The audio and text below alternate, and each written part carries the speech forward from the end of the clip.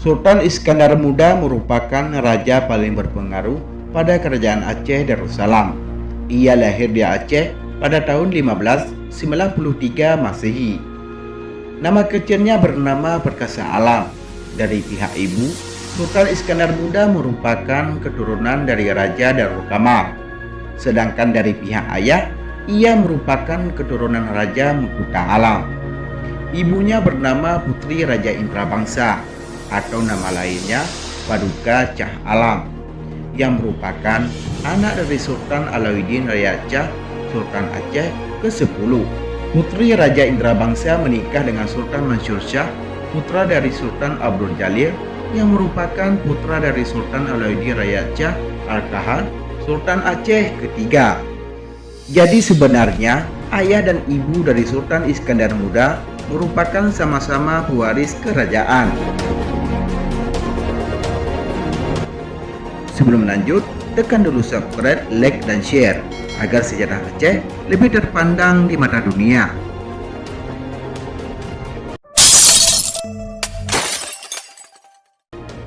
Sultan Iskandar Muda menikah dengan seorang putri dari Kesultanan Pahang yang lebih dikenal dengan sebutan Putro Pang. Dari hasil pernikahan ini, Sultan Iskandar Muda dikaruniai dua orang anak, yaitu Merah Pupuk dan Putri Sapiah. Konon karena terlalu cintanya sang sultan dengan istrinya, Sultan memerintahkan pembangunan gunungan di tengah medan Kayali, yaitu Taman Istana, sebagai tanda cintanya. Kabarnya sang putri selalu sedih karena memedang rindu yang amat sangat terhadap kampung halamannya yang berbukit-bukit. Oleh karena itu, Sultan membangun gunungan untuk mengobati rindu sang putri. Hingga saat ini, gunungan masih dapat disaksikan dan dikunjungi. Perjalanan Sultan Iskandar Muda ke Johor dan Melaka pada tahun 1612 Masehi sempat berhenti di sebuah tanjung, yaitu pertemuan Sungai Asahan dan Silau, untuk bertemu dengan Raja Simargolang. Sultan Iskandar Muda akhirnya menikahi salah seorang putri Raja Simargolang yang kemudian dikaruniai seorang anak bernama Abdul Jalil yang dinobatkan sebagai Sultan Asahan. Sultan Iskandar Muda mulai menduduki tahta kerajaan Aceh dalam usia yang terbilang cukup muda, yaitu 14 tahun. Ia berkuasa di kerajaan Aceh antara 1607 hingga 1636 Masehi, atau hanya selama 29 tahun. Entah sejak kapan ia mulai memangku jabatan raja menjadi perdebatan di kalangan ahli sejarah. Namun mengacu pada Bustanus Salatin, ia dinobatkan sebagai Sultan Aceh pada tanggal 6 Zulhijjah 1015 Hijriah atau sekitar awal April 1607 Masehi. Masa kekuasaan Sultan Iskandar Muda tersebut dikenal sebagai masa paling gemilang dalam sejarah kerajaan Aceh Darussalam. Ia dikenal sangat piawai dalam membangun kerajaan Aceh menjadi suatu kerajaan yang kuat, besar, dan tidak saja disegani oleh kerajaan-kerajaan lain di Nusantara, namun juga dunia luar. Pada masa kekuasaannya, kerajaan Aceh termasuk dalam 5 kerajaan superpower di dunia. Langkah utama yang ditempuh Sultan Iskandar Muda untuk memperkuat kerajaan adalah dengan membangun angkatan perang yang umumnya diisi dengan tentara-tentara muda. Sultan Iskandar Muda pernah menaklukkan Delhi, Johor, Bintan, Pahang, Kedah, dan Nias sejak tahun 1612 hingga 1625 Masehi. Sultan Iskandar Muda juga sangat memperhatikan tatanan dan peraturan perekonomian kerajaan. Menurut tradisi Aceh, Sultan Iskandar Muda membagi wilayah Aceh ke dalam wilayah administrasi yang dinamakan Ule Balang dan Mukim. Hal ini dipertegas oleh laporan seorang penjelajah Perancis bernama Beaulieu bahwa Iskandar Muda membabat habis hampir semua bangsawan lama dan menciptakan bangsawan baru. Mukim pada awalnya merupakan himpunan beberapa desa untuk mendukung sebuah masjid yang dipimpin oleh seorang imam atau imam. Ule Balang atau Hulu Balang pada awalnya barangkali bawahan utama sultan yang dianugerahi Sultan beberapa mukim. Sultan Iskandar Muda dikenal memiliki hubungan yang sangat baik dengan Eropa. Konon ia pernah menjalin komunikasi yang baik dengan Inggris, Belanda, Perancis, dan Turki Utsmani. Sebagai contoh, pada abad ke-16,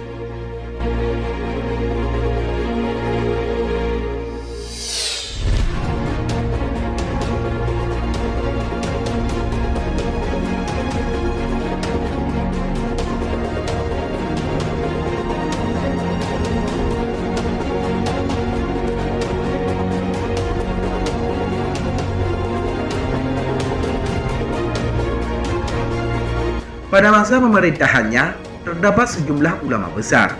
Di antaranya adalah Syekh Kuala sebagai mufti besar di Kerajaan Aceh pada masa Sultan Iskandar Muda.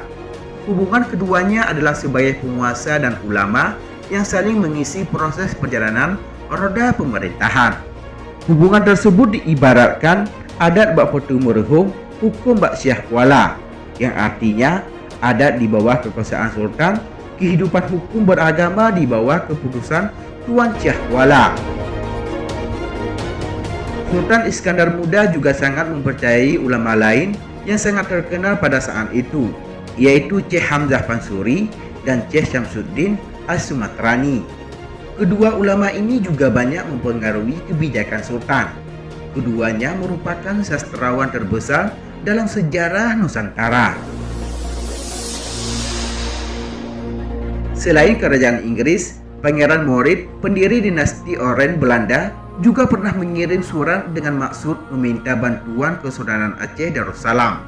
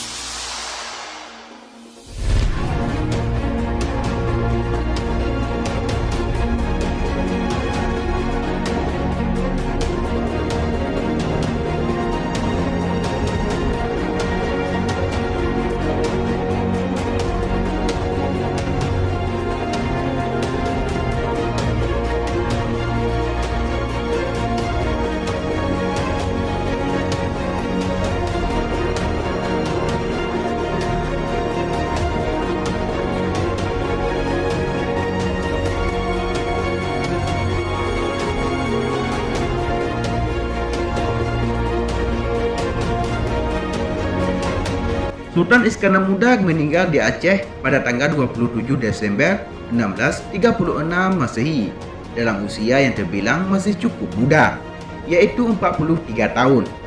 Sultan Iskandar Muda merupakan pahlawan nasional yang telah banyak berjasa dalam proses pembentukan karakter yang sangat kuat bagi Nusantara dan Indonesia. Selama menjadi raja, Sultan Iskandar Muda menunjukkan sikap anti-kolonialismenya. Ia bahkan sangat tegas terhadap kerajaan-kerajaan yang membangun hubungan atau kerjasama dengan Portugis sebagai salah satu penjajah pada saat itu. Sultan Iskandar Muda mempunyai karakter yang sangat tegas dalam menghalau segala bentuk dominasi kolonialisme. Sebagai contoh, kurun waktu 1573 hingga 1627, Sultan Iskandar Muda pernah melancarkan jihad perang melawan Portugis sebanyak 16 kali. Pada saat berkuasa, Sultan Iskandar Muda membagi aturan hukum dan tata kenegaraan ke dalam 4 bidang yang kemudian dijabarkan secara praktis sesuai dengan tatanan kebudayaan masyarakat Aceh.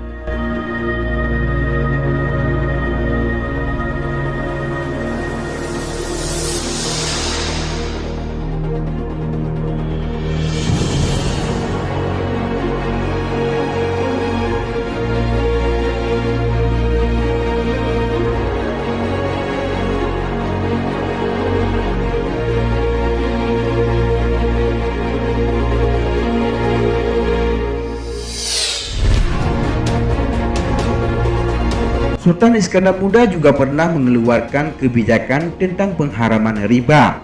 Tidak aneh jika negara Aceh Darussalam menerapkan syariat Islam karena memang jejak penerapannya sudah ada sejak zaman dahulu kala. Sultan Iskandar Muda pernah berwasiat agar mengamalkan 8 perkara. Sang Sultan berwasiat kepada para wazir, hulu balang, pegawai, dan rakyat diantaranya adalah sebagai berikut.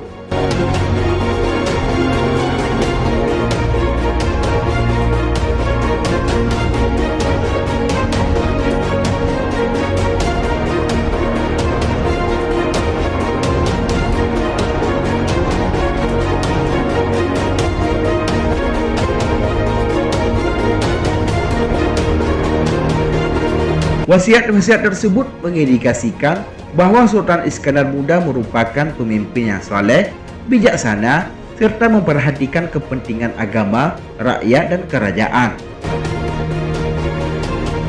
Demikianlah liputan Bahasa News. Semoga bermanfaat dan dapat memberikan wawasan untuk kita semua.